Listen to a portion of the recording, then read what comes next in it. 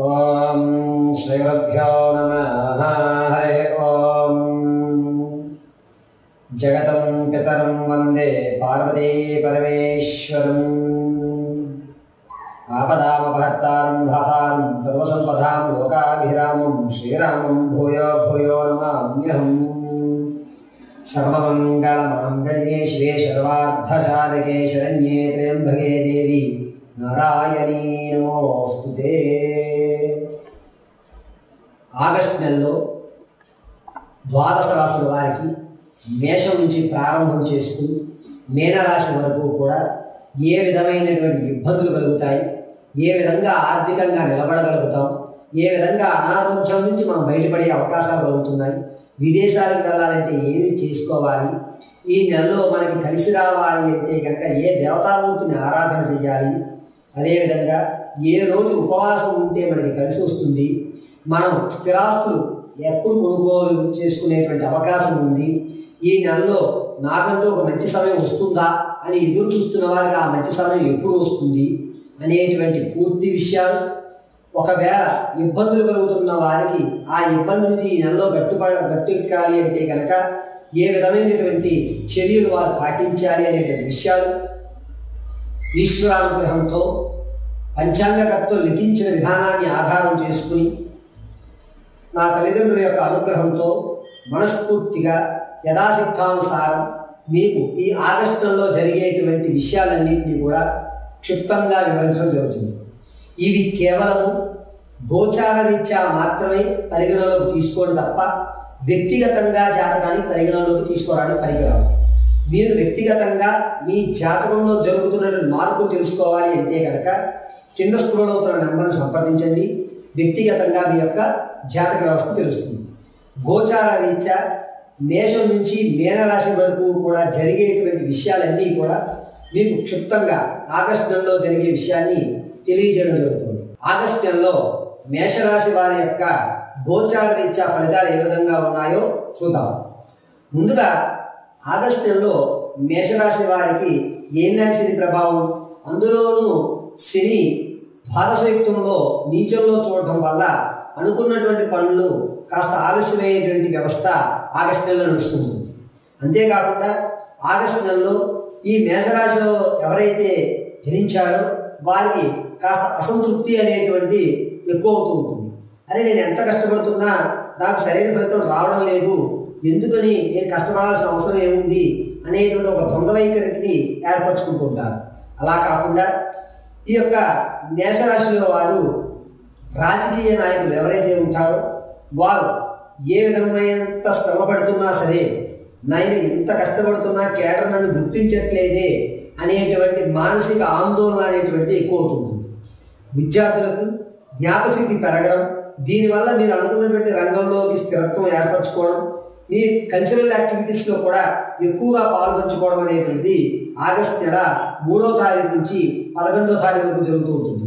అంతేకాకుండా మేషరాశిలో వారు వ్యాపారం ప్రారంభం చేద్దాం అనుకుంటే కనుక ఈ నెలలో మీరు ప్రత్యక్షంగా పాల్గొవద్దు, పరోక్షంగా మాత్రమే మీరు వేలు పెట్టండి. పరోక్షంగా మీరు ఎప్పుడైతే ఈ యొక్క వ్యాపారంలో అడుగు పెడతారో శుభసూచికాలు కలిసి ఉంటాయి. ప్రత్యక్షంగా మాత్రం వ్యాపారం చేయొద్దు.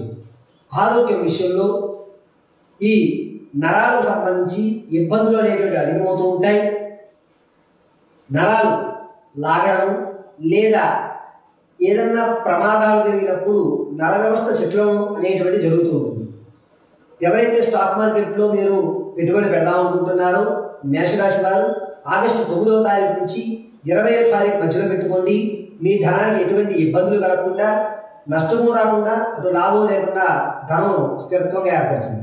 తాత ముత్తాతల నుంచి ఆకస్మికమైనటువంటి ధనాన్ని ఏదైతే చూస్తున్నారో ఆ ధన వ్యవస్థ మీకు వస్తుంది.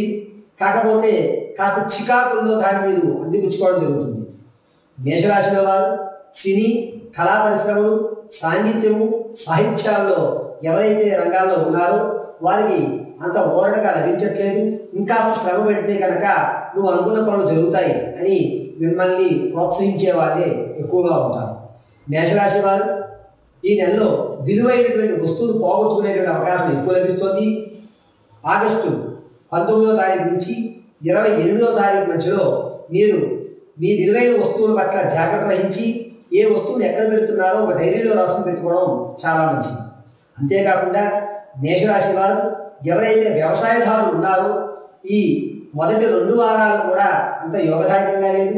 3-4 వారాలు వ్యవసాయదారులు రైతులకి కాస్త ఊరట కలిగిస్తుంది.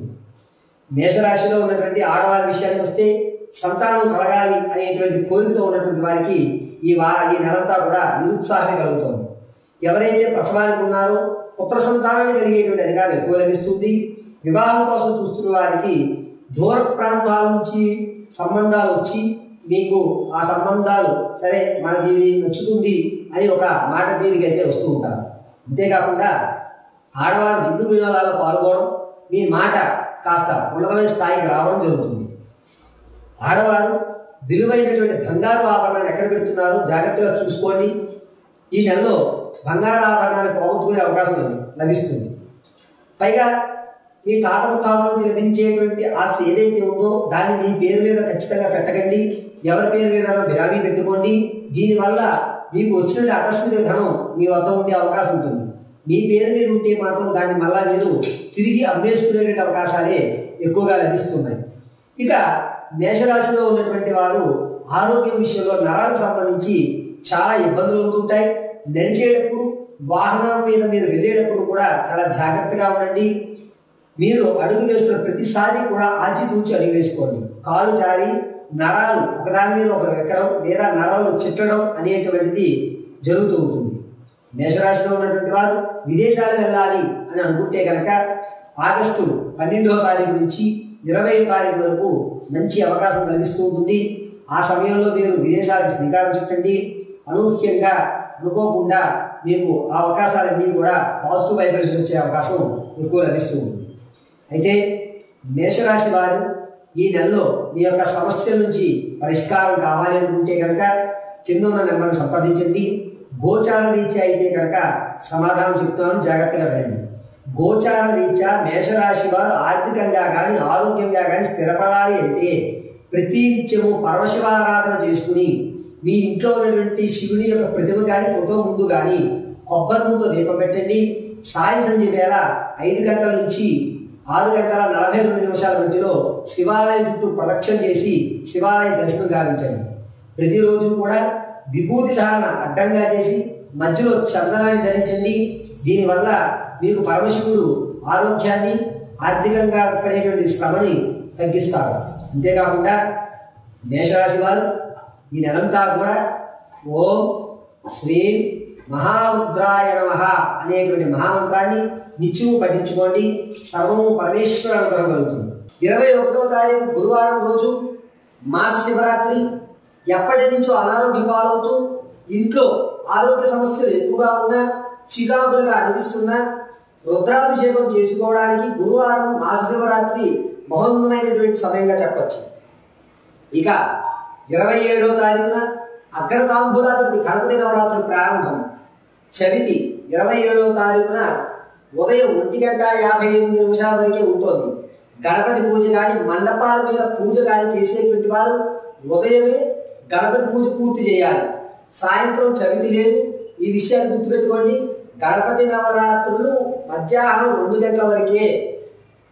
అది కూడా ఉదయం 11:30 అఖండ దీపం మండపాల దగ్గర వెలిగించుకోవాలి.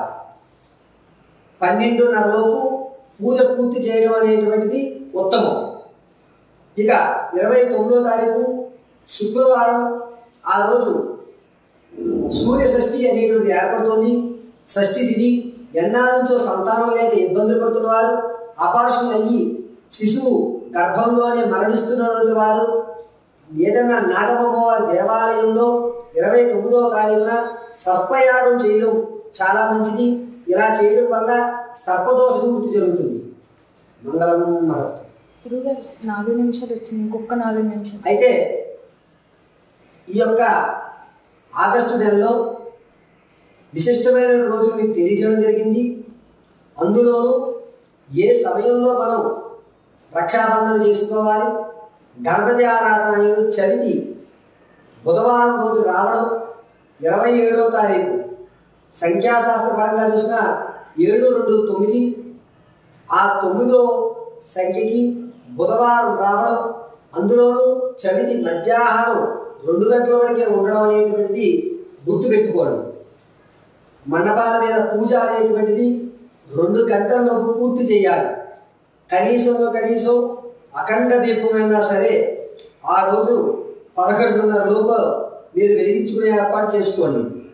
ఇక మంగళవారంలో ప్రారంభమై విశిష్టమైన రోజులు మళ్ళా 29వ తారీఖు శుక్రవారంతో పూర్తవుతున్నాయి. ఈ ఆగస్టు నెలలో అమ్మవారి సాధన చేయాలనుకున్న వారు కింద స్క్రోల్ అవుతున్నటువంటి నెంబర్ని సంప్రదించండి.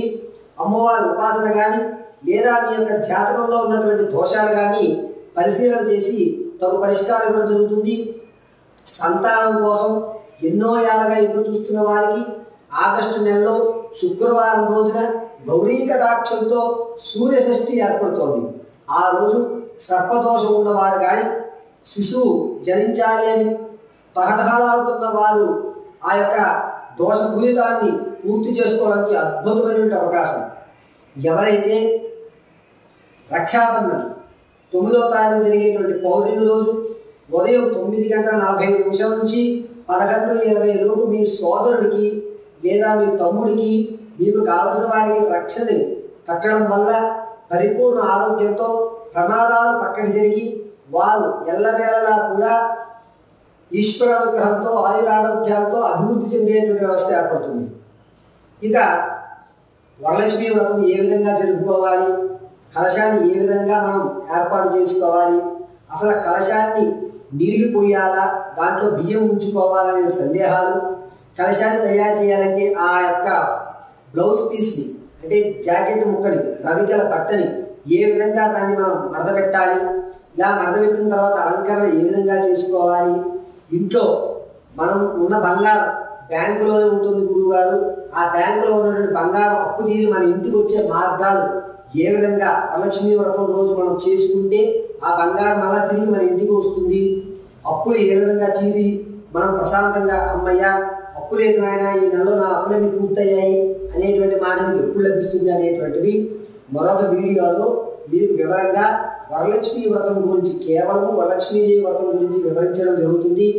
ఇవన్నీ కూడా చక్కగా తెలుసుకుని ప్రతి నెల కూడా విశిష్టమైన రోజులు ఏమిటి, ఆ రోజులు మనం ఏం చేయాలనే విషయాన్ని మీకు తెలియజేయడం జరుగుతుంది. ఏమైనా సందేహాలు ఉంటే కింద స్క్రోల్ అవుతున్న నెంబర్ని మీరు సంప్రదించండి. దీంతో పాటుగా ఈ ఛానల్ మీరు సబ్స్క్రైబ్ చేసుకుని మరిన్ని ధర్మ సందేహాలు కానీ లేదా వ్యక్తిగత సందేహాలు కానీ మీరు తెలియజేసుకుని మీ యొక్క సమస్యల పరిష్కారం లభిస్తుంది అని భావిస్తూ పార్వతీ పరమేశ్వర కటాక్షం నారాయణ లక్ష్మి అనుగ్రహం కలుగుతూ ఉండాలని మనస్ఫూర్తిగా కోరుకోవడం జరుగుతుంది.